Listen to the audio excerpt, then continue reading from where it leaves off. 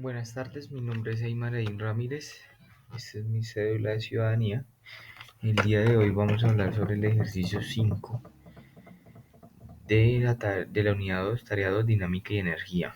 Vamos a desarrollar el siguiente ejercicio en el simulador de algodón que tuvimos que haber descargado en esta página como tal. Yo obviamente ya lo tenía descargado de la actividad anterior de la unidad 1 de tarea 1.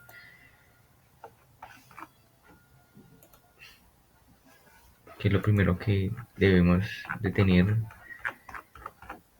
para nuestro desarrollo. Entonces aquí, digamos, este es el programa, ya obviamente ya lo habíamos trabajado una vez. Entonces lo primero que nos pedía era hacernos unas posiciones con un plano inclinado, hacer unos cuadros de acuerdo a un diámetro, que aquí nos especifica. Entonces aquí teníamos que construir un plano inclinado lo suficiente para que tenga movimiento. Entonces ya fue creado, como lo podemos ver aquí. Estos fueron creados con este lapicito en el cual pues él desarrolla una gráfica y hace. Después nos decía que teníamos que colocarlo en diferentes materiales. Pues yo en este caso llego y lo selecciono. Aquí hay una parte donde dice muestras y aquí están el tipo de material que le podemos colocar. Entonces acero, él cambia. Entonces nos decía que primero tenían que ser caucho, el otro hielo y el otro madera. Entonces caucho, hielo y madera son lienzos muy diferentes. Lo otro que nos pedía era hacer un cuadro, un rectángulo con una dimensión de 0.45 metros por 0.45. O sea, el cuadro como tal tenía que tener el diámetro, mejor dicho, del cuadrado. Y rotar a un ángulo de 45 grados. Entonces aquí está esta figura. Y posesivamente él hace la figura. Obviamente nuestros cuadros tenían también que estar estáticos. Aquí está la herramienta de fijar. Seleccionamos a cada uno de esos y fijamos nuestro ejercicio. Igualmente nos pedía que los cuadros, cada cuadro tuviera también un tipo de material. Copie los tres, desarrolle los tres y cada uno le pone a una opción de gráfica. Entonces la gráfica nos decía que teníamos que colocarle muestras, cambiarle el tipo de eje, tal, tal. Aquí digamos X tenía que ser aceleración y Y tenía que ser fuerza. Entonces aquí ya de magnitud. Y aquí desarrollamos para poder hacer nuestras gráficas. ¿Qué otra cosa nos pedía? A continuación, tenga gráficas de caucho roca. O sea, este cuadrito tenía que ser una roca, material roca. Este tenía que ser caucho y este también tenía que ser caucho, según lo solicitaba en la guía. Copie las pegue en los documentos y tenga una mejor claridad. Y aquí viene nuestro desarrollo. Entonces, lo primero que nos pregunta es ¿por qué la gráfica de fuerza versus aceleración siempre es línea recta? ¿A qué se refiere? Entonces vamos a sacar que ya teníamos nuestras muestras de gráficas para tomar posesión a esto y le vamos a dar aquí play. Entonces, si vieron los movimientos que tuvieron, si se pudieron fijar, la pregunta 1 se refiere al por qué la gráfica de fuerza versus aceleración siempre es línea recta. O sea, porque siempre nos va a marcar una línea así, rectilínea, porque fuerza versus aceleración. Entonces mi respuesta en este caso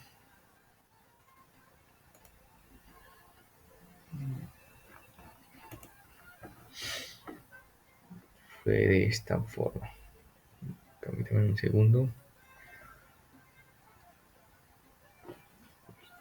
Se me cerró más pequeño. Ya quedó.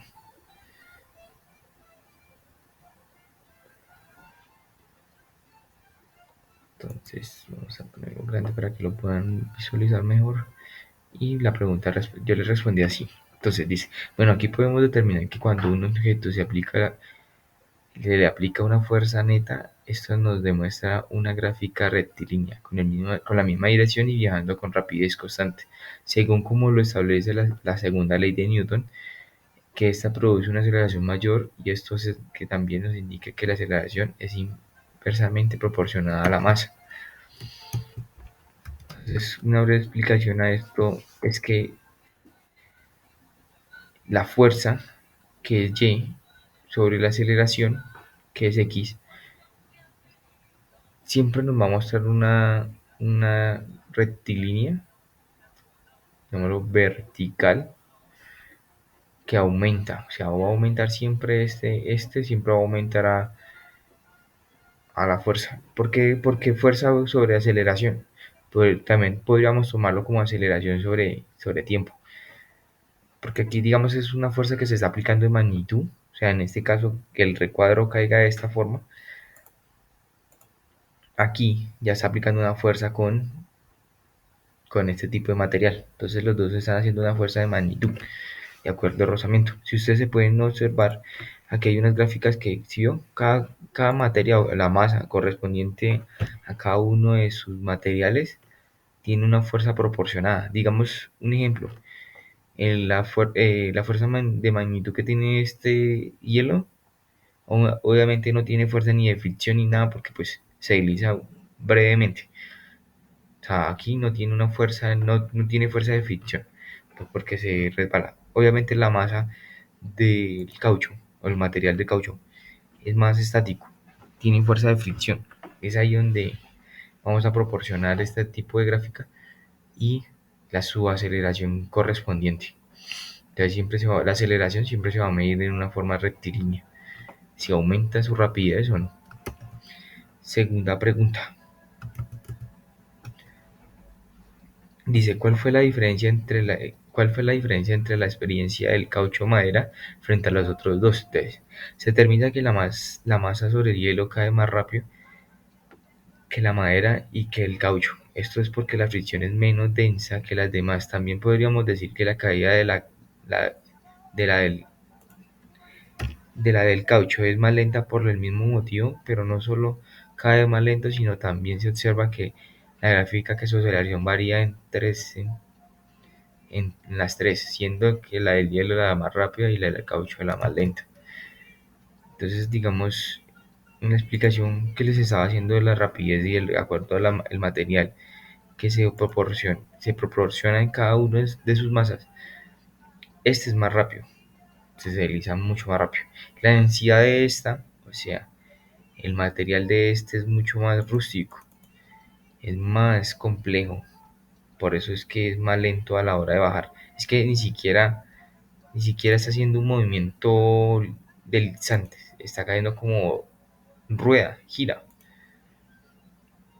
Si observamos el de la madera, él se desliza brevemente con una lentitud un poco más pausada y podríamos decir que se está utilizando una fuerza de fricción. Tercera, ¿cuál es la diferencia entre la experiencia del hielo y la roca frente a los demás? Entonces aquí es donde nos piden una explicación de cómo podemos hacer o explicar por qué este se desliza mucho más rápido. Pues porque aquí no hay fuerza de fricción, fuerza de magnitud tampoco la hay, se desliza a una velocidad mucho más rápido. Si la pared, esa ya iba a llegar ya había tocado el suelo cuando esta iba a la mitad, ese comenzó apenas a dar al primer giro.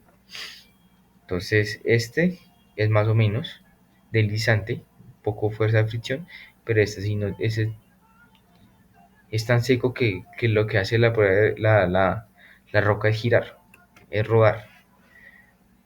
Entonces la diferencia es mucha, sus velocidades aumentan descriptivamente, digamos, aquí su aceleración máxima es de 323, en este caso es de 351 y en este es de 188.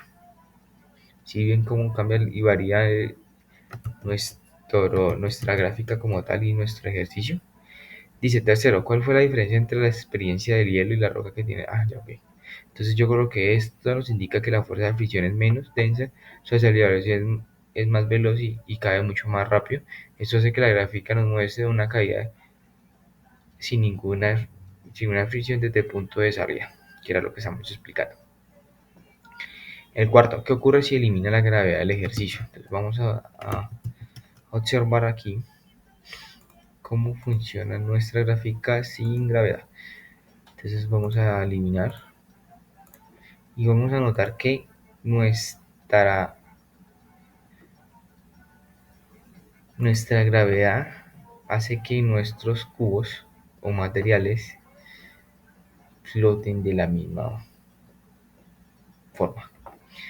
Su aceleración tiene aceleración, mire, este es de 18, la roca es de 18, los cauchos están de 8 punto algo, su aceleración de 8.5. ¿Vio cómo aumenta la densidad? Ellos, en vez de girar o deslizarse, están flotando de alguna otra forma. Entonces aquí podemos ver en la imagen, yo escribí, como podemos observarla en la imagen, al quitar la gravedad y darle play, nuestros objetos salieron flotando, pero no obstante, la gráfica nos muestra que hay una aceleración de la misma forma rectilínea sin perder su aceleración. En este caso, la fuerza no se aplica. Debería no aplicarse la fuerza. A ver. Ok, si tiene fuerza. Es muy mínimo, pero si tiene fuerza. Entonces aquí tiene una fuerza de magnitud, pero no una fuerza de fricción, que es lo que quería como explicar, que es una cosa muy diferente, ya que ella explota. Aquí volvemos a poner a nuestra gravedad y aquí dice qué sucede eh, si se despliza la resistencia del aire. Entonces aquí podemos ver, vamos a analizar, ponerle esto, quitarle el aire, vamos a eliminar esto y le vamos a dar play. Y podemos observar que sin la resistencia del aire es igual. Entonces tiene el mismo movimiento, la piedra rota obviamente pasa de un lado a otro y no tiene fricción. El hielo sigue, o sea, no varía mucho, o sea, funciona de la misma forma. Entonces aquí podemos analizar las gráficas que describí. Sexto, ¿cuál de los tres movimientos descritos anteriormente posee una mayor coeficiencia de fricción y cinética y el menor? Entonces, como ya hemos hablado, entonces hemos dicho que en este caso el mayor coeficiente de fricción cinético es la roca. Pues, ¿por qué? Pues porque aquí está, pues para mi parecer, aquí hay una fuerza de fricción mucho más densa. Entonces, por ese motivo yo seleccioné la roca. Considero que la fuerza de fricción es bastante muy sólida. Dice, ¿y cuál es el menor que tiene la fricción? Pues el hielo, que pues como podemos observar y hemos visto, mire cómo desliza tan brevemente. Es el que menor tiene. 7. ¿Cuál de los tres movimientos tuvo una mayor magnitud de fuerza al desplazar el bloque hasta la parte inferior? Tuvo una mayor magnitud de la fuerza al desplazarse el bloque hasta la parte inferior. Pues en este caso él tuvo mayor fuerza de magnitud, la de la fuerza.